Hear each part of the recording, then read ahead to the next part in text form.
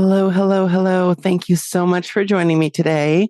Today, we have a very special guest joining us from the heart of the jungle in Costa Rica, Sylvia Barreto Benites, the director of iREN, a jungle learning community, and she will be sharing her insights and experiences on how she combines neuroscience, psychology, and pedagogy to create a transformative learning environment for neurodivergent children.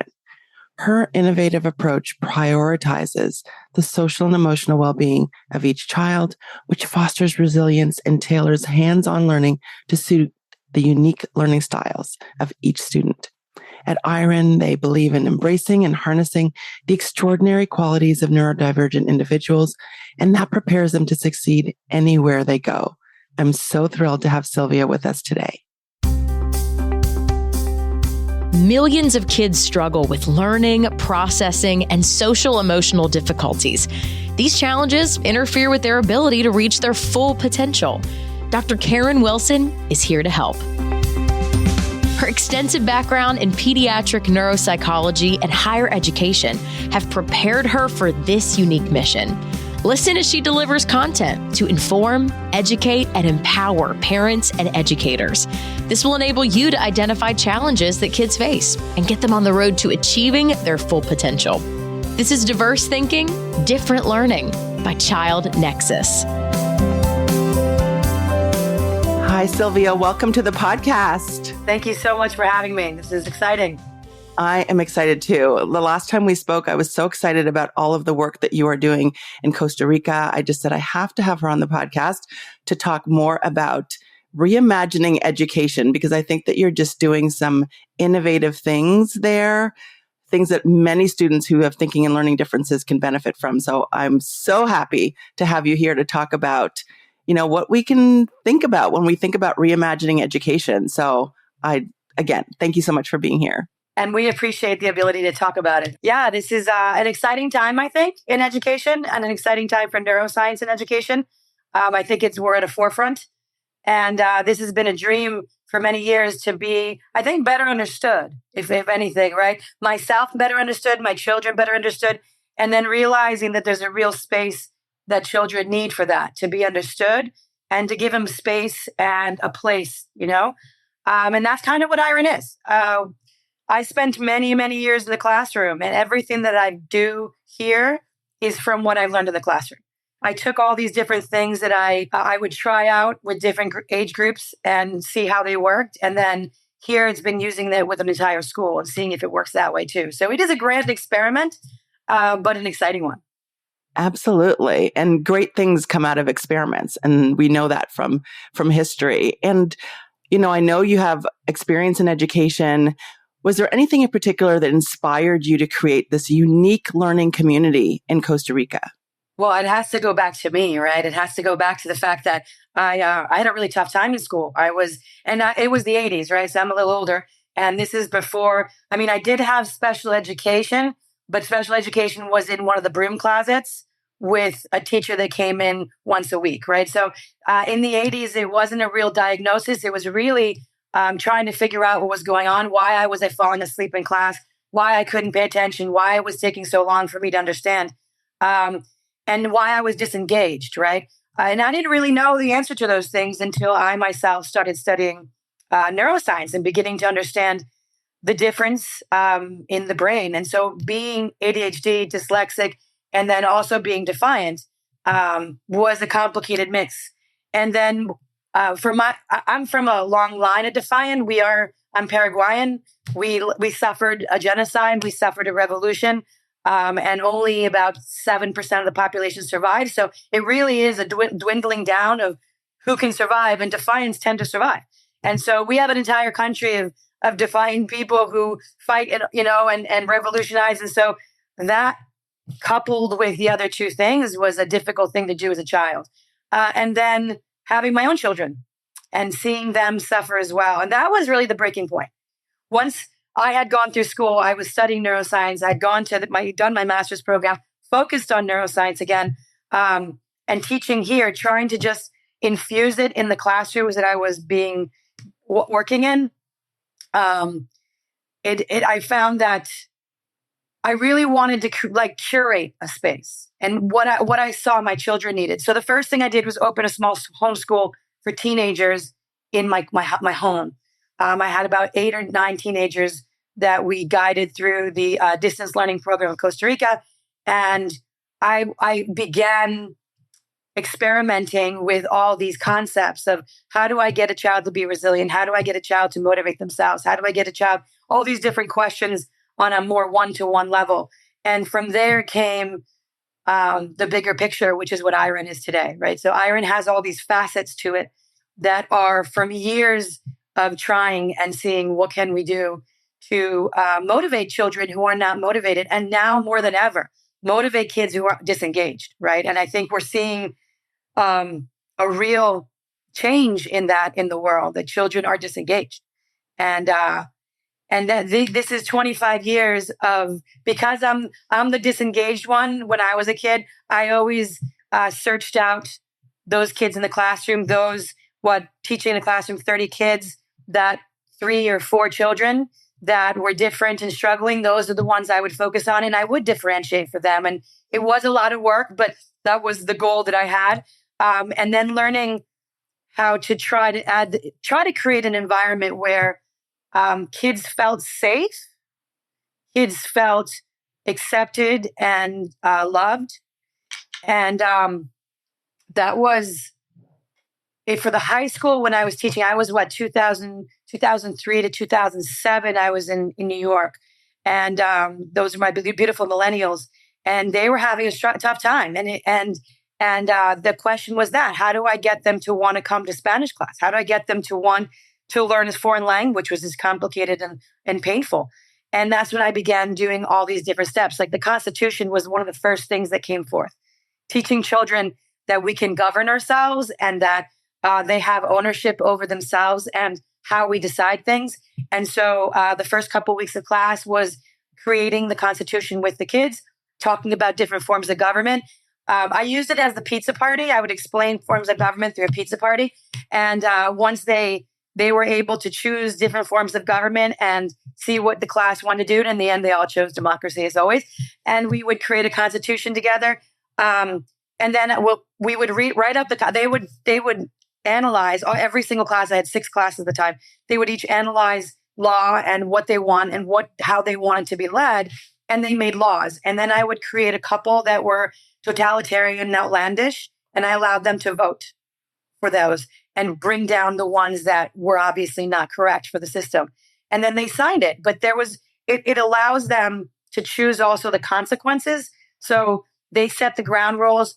We decided what the consequences were. So they would ask that I would talk to them first. And then, I would explain after the third time, this happens after this. And so it was very clear for them. And all I had to do was point at it and go, hey, these are your laws. Like, these are not my laws. I'm just the lawmaker making sure your laws are being followed.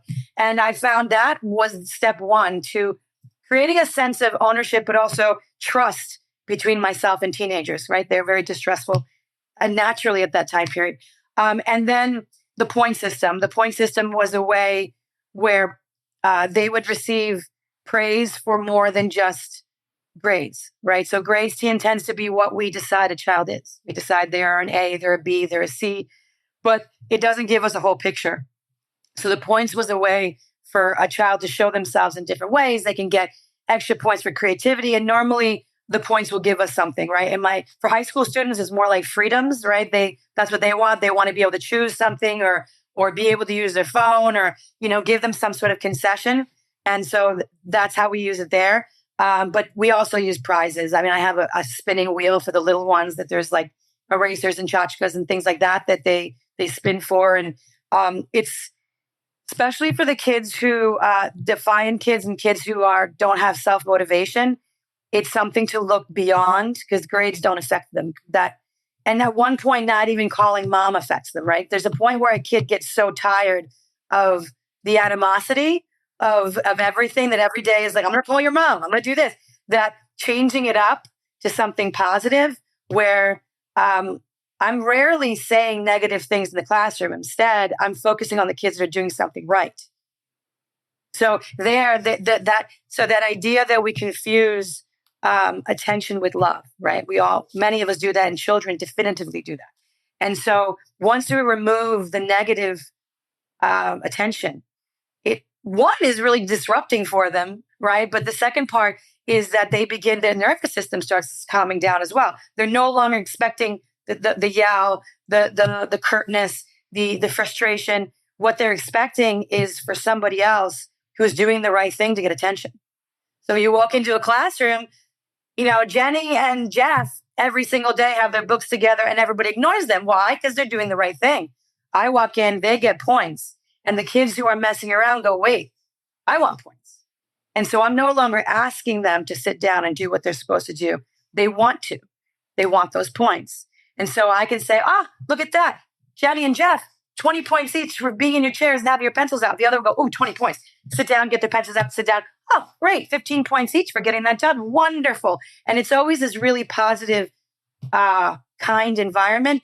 And so many kids come to me now in particular who are just so used to being yelled at. They're just so used to being yelled at. They're just so used to, and I get it. There's no self-control. They're cutting out of their seats. They're not doing what they're supposed to do. I get it.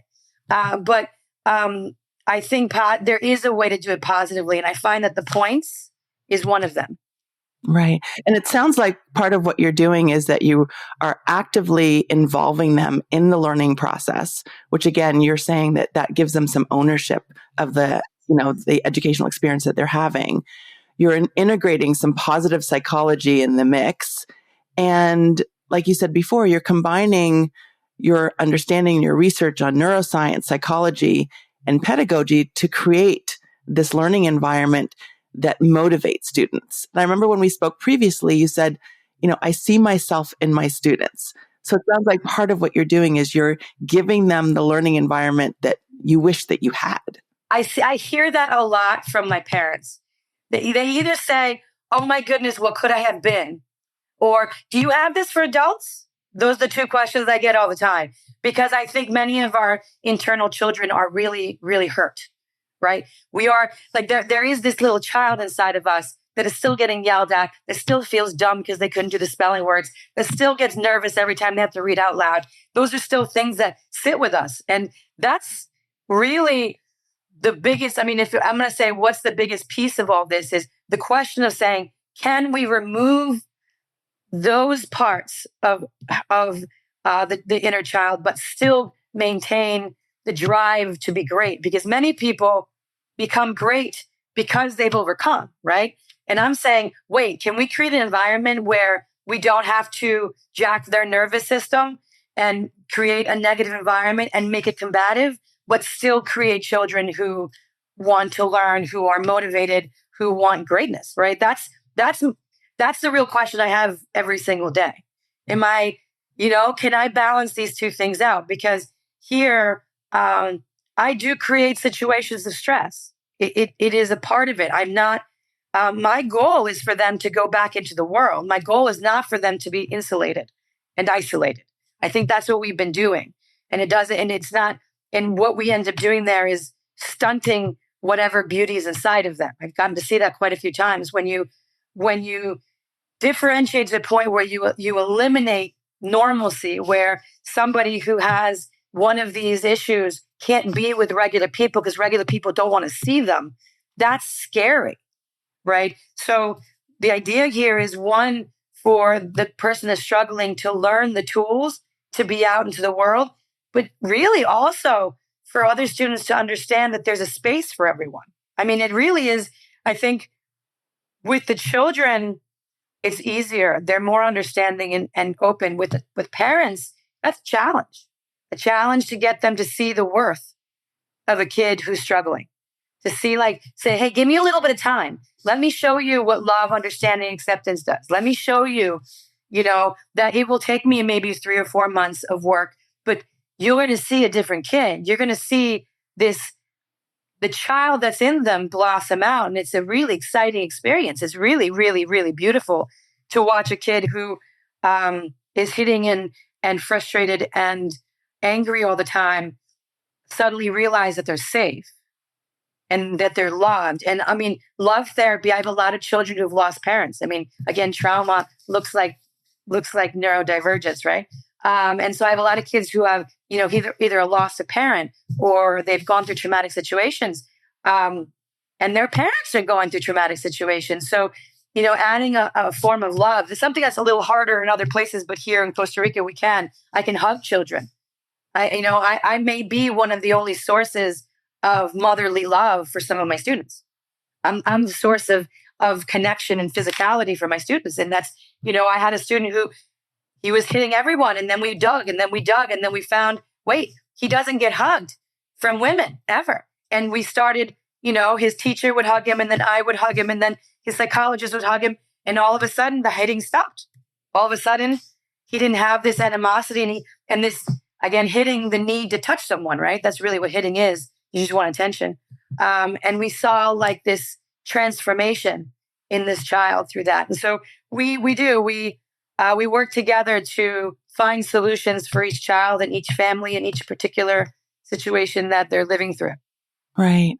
And what I love about this approach is one, that your understanding of how the central nervous system works, right? So many kids who learn and think differently, who are in environments that are not designed for them, are in a state of, fight or flight, right?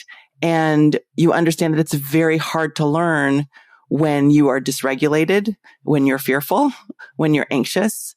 And when you understand those neural networks that play a role in engagement, play a role in anxiety, play a role in stress, and how those things interact to impact learning, then you can create an environment that not only addresses the educational needs of a student, but also the emotional needs. And you talked about, the need for a sense of safety for so many of those students.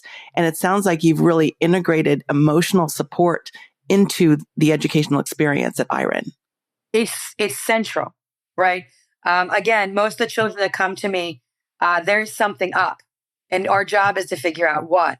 And that sometimes takes time, and that calming the nervous system is the first part. Again, stop yelling, stop reprimanding, create language that's positive.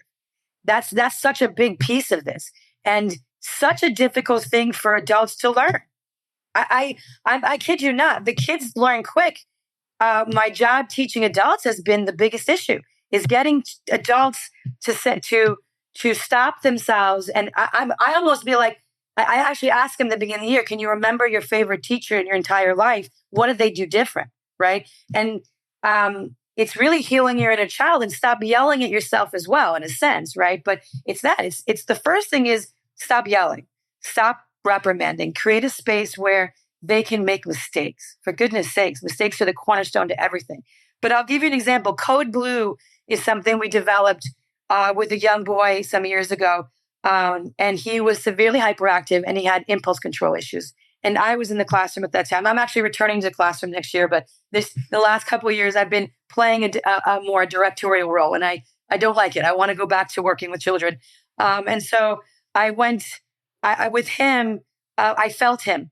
I felt him through myself. I felt him through my brother. Like, I felt him. I knew what he was feeling. And so the first thing I asked him was, okay, before you jump up and do something, what are you feeling? And so that's a big piece of them, sitting inside your body. So we would sit together and we'd analyze. So he would lose control, and I would say, we're going to lose control again. That's a reality. You're not going to be able to control this completely. What we're going to do is see if we can get it earlier so that we don't cause as much trouble, right? And that's essentially it. So we also radically accept that this stimulus is going to come again, and then we're going to have to figure it out next time. So we're going to make a plan. And with him, the first thing was, all right, when it happens again, I want you to think in your mind, what am I feeling in my body? And then and I said, because I always come back to myself. I go, because I have the same thing. And for me, it's butterflies in my stomach. And all of a sudden I can't stop moving.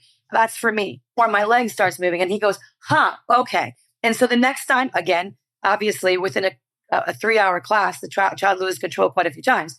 The next time you looked at him and he goes, okay, yeah, I felt this in my body. I was like, okay. So next time we're going to see if we can get ahead of that feeling. And this is the conversation I'm having with him. This is an 8-year-old boy that I'm teaching neuroscience to. And I'm explaining, this is what's going on in your brain. Your brain is doing this. We're going to do this to see if we can counteract it. Well, he left and went to another school, which was the goal for us. And I just got notice from his teacher, this is now 2 years, that he still does code blue on his own in school. She says, all of a sudden I see him wiggling in his seat. He raises his hand. He says, I need to go to the bathroom now. He goes to the bathroom, or he says to her, I need to go run around. Can I go run around? She lets him run. This is Costa Rica. We have open schools, right? He gets to run around. She goes, and he comes back and he's a perfect student again. So that's the biggest gift I can get, is that 2 years later, that tool actually worked. It actually worked. That actually something that he integrated into his life. And that's something we get to see. I get to see children breathe. I have some kindergartners who, instead of that reaction to hit back, right, which is a natural reaction in any child, they go. They take a breath. They take a breath, right? And they look at me and they go, that really frustrated me. Can you come help me fix this? And that's, stopping. That's the biggest piece is teaching them to control those impulses and the fact that they want to. And so there are no bad children. Once they realize they're not bad, once they realize that this is not something they're able to control, but we can, right? But we can learn to control it, and they can take ownership.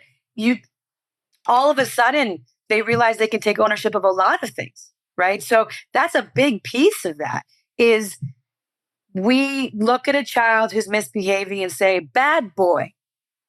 We're not allowed to use those words here. That's a bad word. So no, you are deregulated. I can have kids come to me and go, Sylvia, I'm really deregulated right now. What do you think I can do? That recognizing I am deregulated right now, I need help, is better than yelling at the child who's screaming in the seat, right? And the child being able to at one point take ownership for it and either say, I'm going to take these steps, or say, I need your assistance in me taking control of myself. And when you look at them and say, I know you want to be a good boy.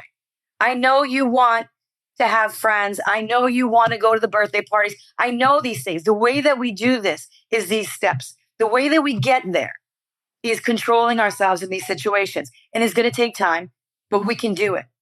And you see them by the middle of the year going to birthday parties, like for the first time in their lives, they're invited to birthday. ADHD kids are rarely invited to birthday parties. Just so people know, we're not invited to birthday parties very often, And so hyperactive kids who have, difficulty with impulse control, they're very lonely. Their parents are very lonely. They don't go to restaurants. They don't go to family functions. They don't go, they're stuck. And it is teaching the parents as well, teaching the parents also tools that we use at school for them to use at home. And I become very close to my parents. They get to call me when they need it. If there's a crisis, I'm there, because I know if I'm not there, that Monday is going to be more complicated, right? So if I can nip it and we can have a conversation, and I do have parents going, hey, I don't know what to do. I'm losing it. I'm angry right now. What do I do? And I go, oh my goodness, the first thing you did was right. You called me. Let's talk it down. Let's talk you down. Let's figure this out. And then they go, okay, so I think I can do this now. I think I can go and face my child. I mean, imagine how, I know there's lots of parents out there that are afraid of their kids right now. It's a reality. And helping that as well. So it's a really global thing that we do in the end. It's really the whole family, and that's what we're looking for. We're looking for change in the classroom and change at home. We're looking for an integral change that the child decides they want to do. We can't make them. They make the choice, and they make the choice with us. Before we dive back into our conversation, I'd like to take a moment to thank our Child Nexus partner, Westmark School. What's the best way to empower kids with dyslexia and other language-based learning differences? By teaching the way their brains work. That's exactly what they do at Westmark School, offering research-based methodologies and differentiated instruction in an innovative, nurturing environment. To learn more about how they stimulate bright minds and celebrate neurodivergent strengths, inquire today at westmarkschool.org. Now back to our conversation.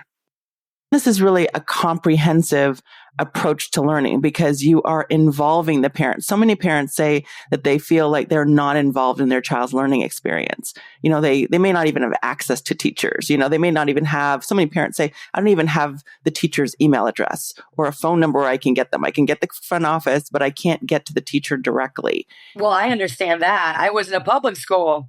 Right. And that can definitely be a barrier. And so you're giving parents the tools to support their kids. And at the same time, you're giving kids the language to understand themselves. So you're increasing their self-awareness because so many kids who struggle with learning or have differences in the way they think and see the world, they internalize a lot of the negative feedback they get from the world. And that becomes, I'm bad, I'm lazy, I'm not smart. And what you do are again, in addition to providing an educational experience for them, you're enhancing their social and emotional well-being by providing this type of learning for them. I remember when we talked initially, you talked about another child and because you're curious. And I think curiosity is such an important thing that you have to be when you're working in this field. I remember you asking, why would a child be unhappy? Why would a 7 or an 8-year-old be unhappy? And when you get curious about answering that question, then you dig a little deeper and then you want to address the unhappiness and what are the factors that are contributing to it. Well, we know clearly from every study that we've ever done in history that being a brilliant person, being a beautiful person, having all the money in the world does not bring you happiness, right? It doesn't. So what is it that brings us happiness? And so that's the question we're asking ourselves here is saying, can we create a sense of well-being? Can we create a sense of acceptance where children feel happy? And once we do that, then success is a different success. That's a different success. When you walk towards life, knowing who you are, talking well to yourself, like we talk about that with the kids all the time, is how they talk to themselves. How, what is that internal voice? That internal voice is being created as we go, right? That internal voice is being created by mom and dad, by teachers, by so many people create that internal voice. For them to start having an internal voice of saying, I am good. I have the capability of being good. How many kids come in when they're labeled? Dyslexia is a really ugly word. It sounds like a disease. I remember hearing it and thinking that I was doomed. I get kids all the time with that one and they feel doomed. They're like, I'm going to be dumb forever. When you change that up and redefine it, I can't describe the difference in a child's face when that child I go, wait a minute, hold on. I go, first of all, I'm dyslexic and I'm a reader and I'm a writer. Let's start there. And I go, and secondly, dyslexics have some superpowers. And like, no, they don't. All we are is bad at reading. I was like, no, you just haven't gotten to the code yet. You just haven't understood the code of reading because we're code readers. And not only that, we can write code. I'm like, we're the ones that make video games. We're the ones that see the world in a different way. And they're like, wait, what? And all of a sudden, instead of I remember as a dyslexic, when I had to read out loud, I didn't hear anything anybody else was reading. I was just reading my paragraph over and over and over and over again until it was my turn. They realized that one, that's not a forever feeling, right? That's not going to be something I'm going to feel forever. And two, it doesn't represent my stupidity. It doesn't represent me being dumb. It represents me being maybe different, but possibly me being awesome. And that question comes in. It could be that I'm awesome. And all of a sudden, a lot of that anxiety that's coming in from a self-talk, a self-doubt talk of saying, I'm doomed. I'm never going to be able to read. I'm always going to be the dumb one in the classroom. I'm always going to have this anxiety.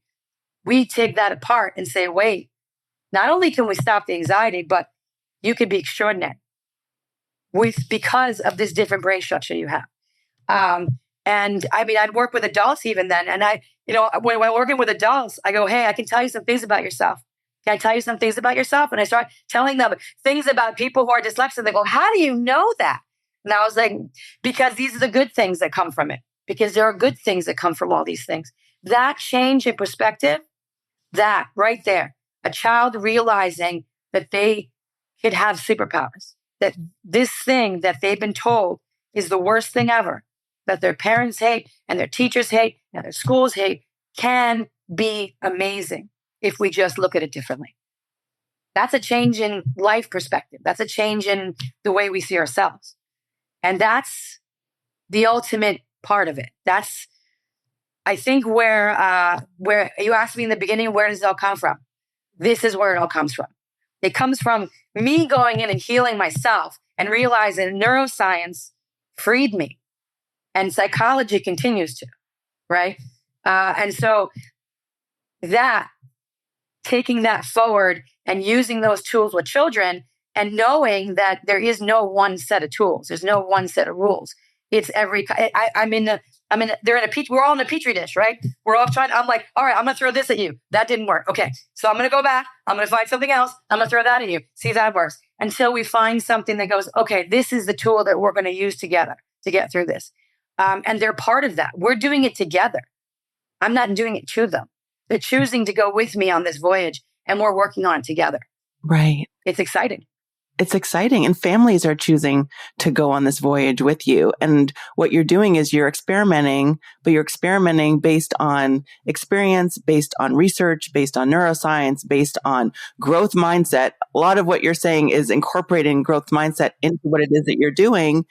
And what we know is needed for kids to become resilient. All of that is incorporated into the unique learning environment that you have created. And really what you are doing is you are reimagining the learning environment for, neurodivergent individuals, for students who have learning differences, learning difficulties, who have been challenges in traditional learning environments because those environments just didn't understand them and the way that they're wired and the way that they think and what they need to be successful in those kinds of environments. And I think that you and so many others who are working on addressing these issues are really looking at personalizing the educational experience in the context of, a school environment. And you've got some really great and impactful things you are doing.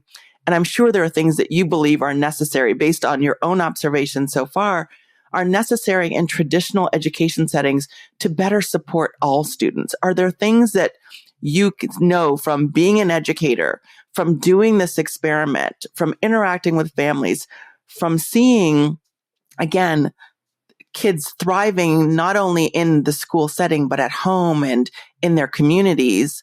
What are some things that we need to do better in traditional learning environments to really reach more families and more kids? Well, I think that number one thing, there are no bad kids. I think that's that's a hard one to do because you do feel like the world is a scary place and we do see that and they reflect things that look bad. But children are struggling. That's essentially it. It's when I see a child who's struggling, that's my heart goes to them and goes, okay, let's figure out why. I've been in a school of 5,000. I've worked in a school that's an inner city school. I've worked where kids who are homeless and parents are on drugs, and I've worked with that. And this is where this is all was born because I saw that and my heart was broken for them. And this idea of motivating them. So that positive part, trying to control the negative talk, trying to remember that when you yell, that's going to be their inner voice.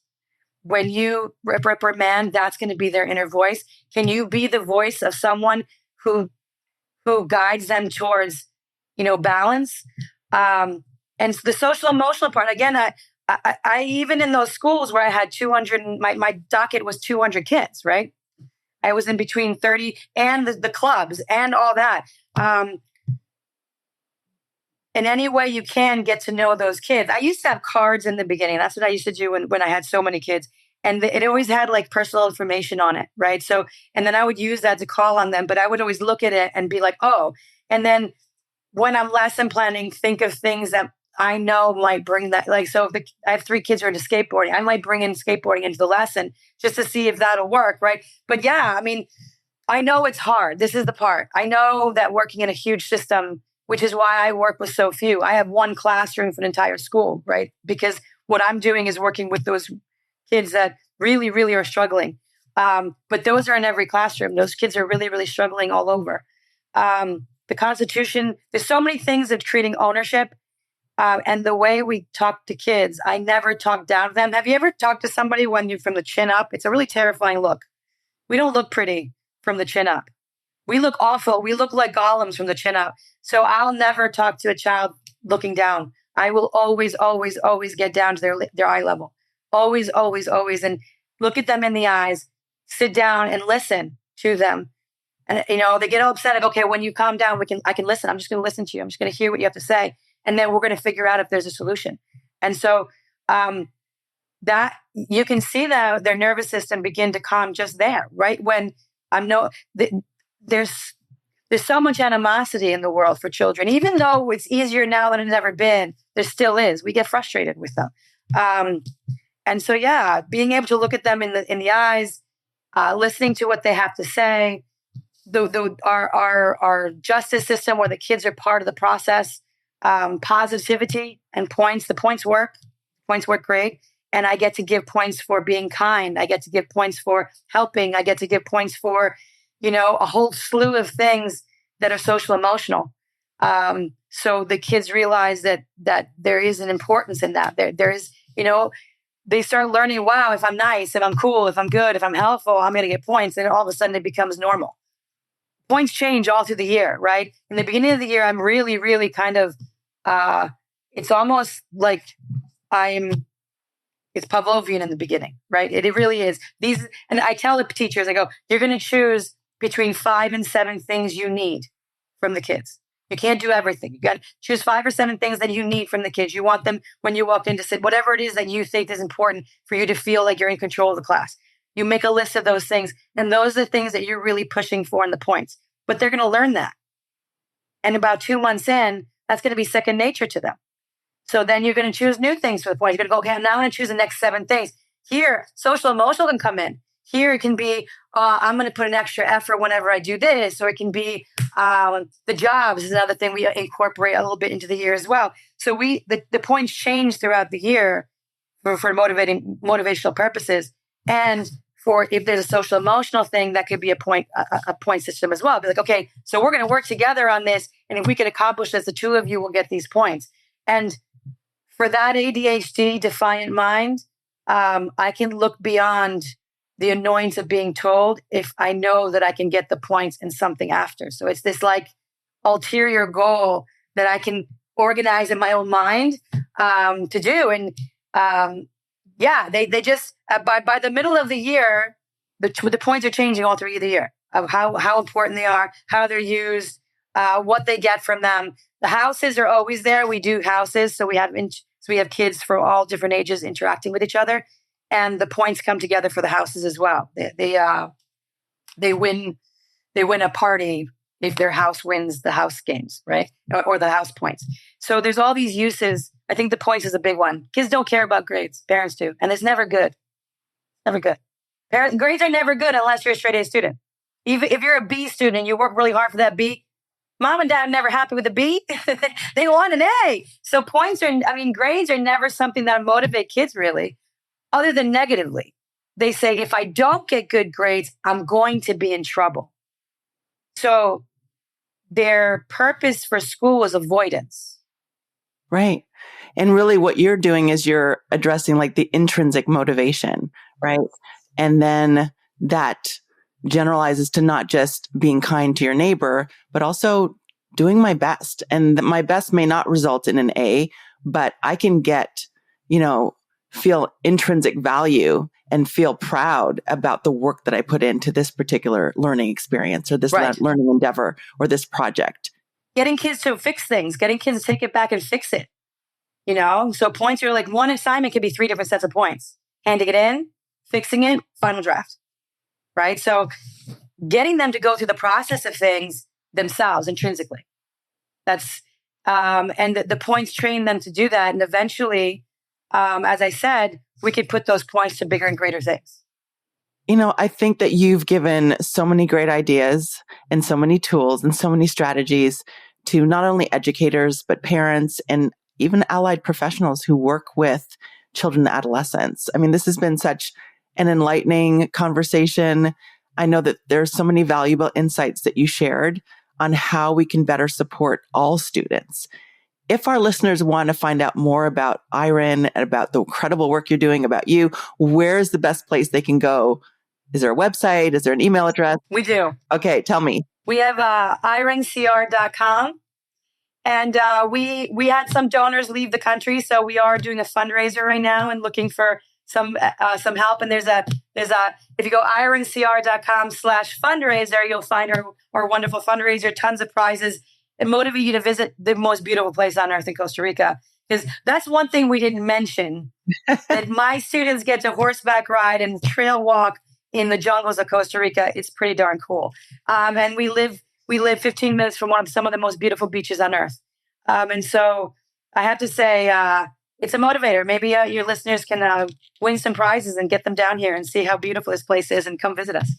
That would be wonderful. That would be absolutely wonderful. I'll make sure I put a link to your website and to the fundraiser in the show notes. Sylvia, thank you so much for being here. All the work you are doing, the incredible work you're doing. Thank you so much. Thank you. Thank you so much for having me. And I look forward to the future of what's coming next. But I think is beautiful. I think education's doing something beautiful right now. So I'm excited to be part of it. Thank you so much for joining me today. I hope you enjoyed my conversation with Sylvia. Be sure to check out the show notes to learn more about her and iREN. And be sure to get on our email list at childnexus.com so you will be the first to know about workshops, open houses, and support opportunities for your learner. Thanks again for listening, and I'll see you next time. Thanks for listening to Diverse Thinking, Different Learning by Child Nexus. For more resources, visit us online at childnexus.com.